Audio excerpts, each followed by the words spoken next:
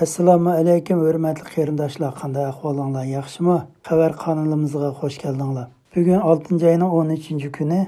Tünügün Yaponiyaning Kyoto xabarining bildirishicha, Amerika dengiz armiyasining qurug'liqda jang qilish qo'shini Yaponiyaning Okinawa orlig'iga yetkazib kelindi ekan. Bu xabar Xitoy hukumati uchun intayin ziyonliq va Xitoy amaldorlarini xotirjamsiz qiladigan ahvol ekan.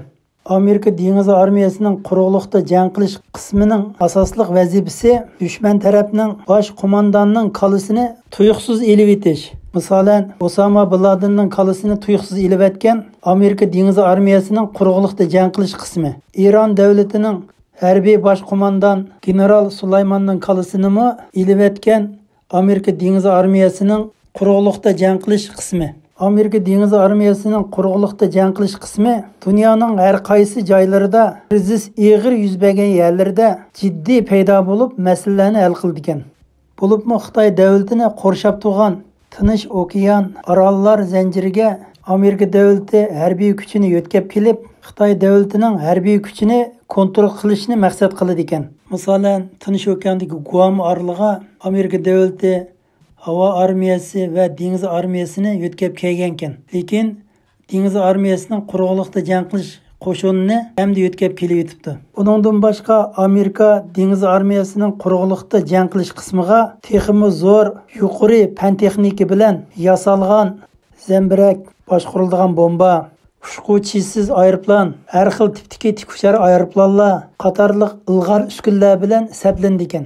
Amerikaning bu qo'shini Amerika Tinch okean havo orolida rasmiy saplanib, undan keyin Tayvanning kayniga to'g'ri keladigan Guam oroliga saplandi ekan. Yapon davlatiga tava bo'lgan Okinawa oroliga yetkazib kelindi ekan. Okinawa orolidan havodan Shanxayga qarab uchsa, yarim soat, Beijingga qarab uchsa, 1 soat yetib bordi ekan. Bu vaziyat Xitoy davlati uchun intayin cho'ng tahdid ekan. Dengiz armiyasining quruqliqda jang qilish bu qo'shini Xitoyning Sharqiy dengiz va Xitoyning Janubiy dengizdagi orollarni ishg'ol qilishda bek muhim rol o'ynaydi ekan. Xitoy armiyasi Tayvanga tahdid qilish, Tayvanga tava bo'lgan Tayvanning atrofidagi orollarni hujum qilib tortib olmoqchi bo'lgan yomon g'arazlari sug'uchilishdi ekan. Masalan, Amerika havo armiyasi Xitoy davlati kontrol qilib turgan Janubiy dengizdagi orollarga bombardimon qilib tuzlab bo'lgandan keyin keyinidan bu orollarni dengiz armiyasining quruqliqda jang qilish qismi talto'kis qaytarib oladi ekan. Uningdan boshqa Xitoy davlatining ma'lum rayonlaridagi organ yerlariga berib, muhim vazifalarni o'taydi ekan. Masalan, Xitoy davlati bilan Amerika davlati o'rtasidagi vaziyat intayin keskinlashgan vaqtida Xitoylar tarafidan o'rga ilingan Amerika fuqarolarini qutuldirishdimi muhim vazifalarni o'rindaydi ekan. Balkim Xi Jinping uxlayotganda kallasini tuyuqsiz kesib ketishi mumkin. Eng muhim bo'lgan Tayvanning bexatarlik mudofaasini qo'g'dashda intayin cho'ng rol o'ynaydi ekan.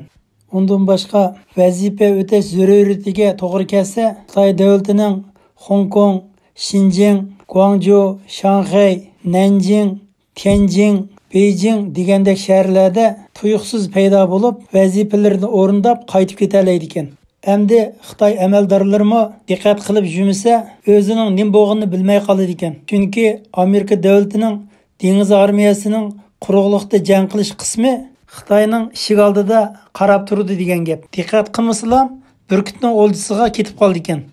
Endi yana bir xush xabar bo'lsa, Twitter torbiti kirib Xitoy davlatining 170 ming Twitter a'zolarini supurib tashlab etibdi. Chunki Twitterga kirib Xitoyning g'olchilari har vaqt yolg'on tashviqot etib berib, Xitoyga foydali xabarlarni qo'llab-quvvatlagan bo'lib, g'arb dunyosininki qimmat ko'z qarshiga har zaman hujum qilib kelgan ekan. Endi bu Xitoy Twitter a'zolarini axlat supagandek supurib tashlabdi. Endi ikkinchi qadamda Twitterda hisob ochgan Xitoy organlarining yer shari vaqt gazeti, xalq gazeti, Zhoulijian, Huachungyun degandek hukumat amaldorlarining Twitter hisoblarini taqib etishi mumkin ekan.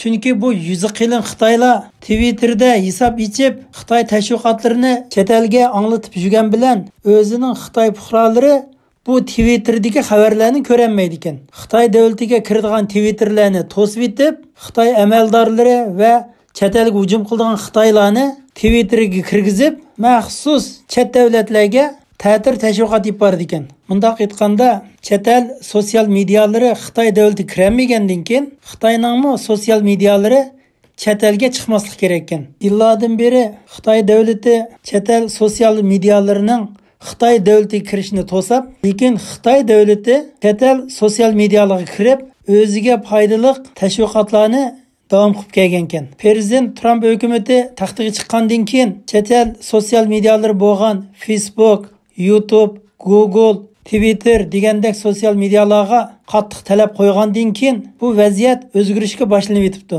Yana bir xush xabar nima desak, Amerika jamoat kuchiga tava bo'lgan Krizis komiteti Amerika moliya ministriga talab qilib, Xitoyning Amerikadagi pul muomala bozoriga kirgan Xitoy shirkatlarining tijorat qilish salohiyatini elib etishni talab qilibdi. Tijorat salohiyatini elib tashlab, Amerika bozoridan Xitoy shirkatlarining qo'ng'i tip chiqarib etishini qattiq talab qilibdi. Bu ahvol Amerika moliya ministrini oldirtishga boshlabdi. Amerika xalq jamoat krizis komiteti so'g'oq urushi vaqtida qurilib, Truman, Kennedy, Nixon, Reagan qatorliq Amerika rahbarlariga maslahat bergan, yo'l ko'rsatgan, qimmatli uchurlar bilan ta'minlagan.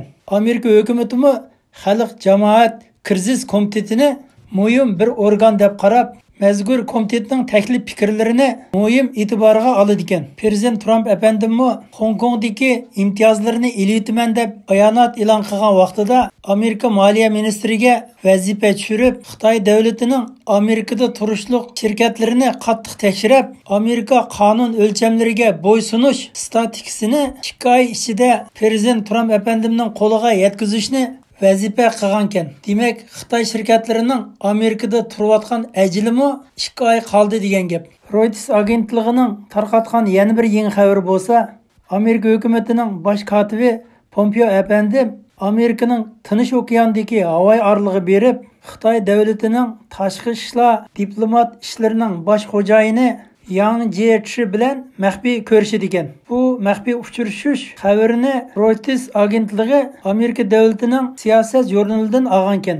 Amerika siyosat jurnaliga yozilgan xabarlarning ishonchlik darajasi intayin yuqori deb qaraldi ekan. Jurnalga yozilgan xabarning mazmuni bo'lsa, faqat Amerika davlatining eng g'arbdagi chegarasi bo'lgan Havay orlig'ida maxfiy ko'rishdi ekan. Boshqa mazmunlar yozilmabdi. Endi kuzatuvchilarning deyishicha, nima uchun ikki davlatning rahbari Havay orlig'ini tanlaydi deganda, birinchi muxbirlarning qarshilik qilmasligining oldini olishgan.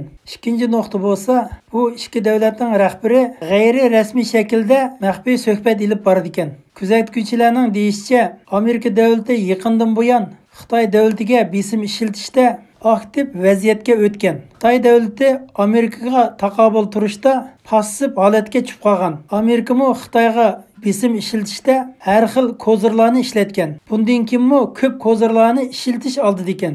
Xitoy davlati bo'lsa passiv holatda Amerikaga qarashlig'idek kozirlari qamagan ekan. Xitoyning birdan-bir koziri Amerika bilan birinchi qitimliq savdo kelishimda yeni bilishgan. Demak, faqat birli koziri bor degan gap. Shunga Xitoy davlatining diplomatiya bosh xo'jayini Yang Jiechi yaqinda Amerika hukumatining davlat kotibi Pompeo efendi bilan ko'rishib, biz uftadoq, sening shartlaringga bo'ysunayli deyish mumkin deb faraz qiladi ekan. Yaqindan buyon Xitoy vaziyatini kuzatganda Hong Kongning eksport qiladigan dengiz portlaridimi chet elga to'shiydigan konteynerlar qamagan.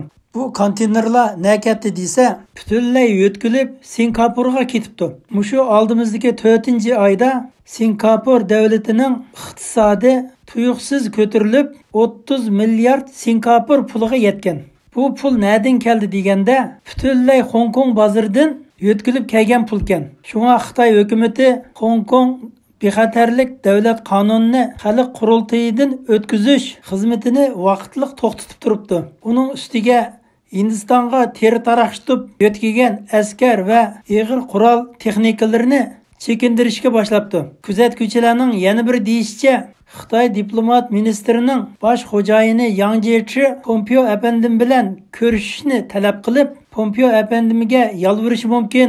Xitoy davlatining jinini ammo bir qo'shiq qinidan kech degan mazmunda Pompeo efendiga Yang Jiechi bosh urdi deb faraz qildi ekan. Eng yangi xabarimiz tugidi. Vaqt chiqarib anglab berganinglar uchun ko'pdan ko'p rahmat. Hammanglarga assalomu alaykum.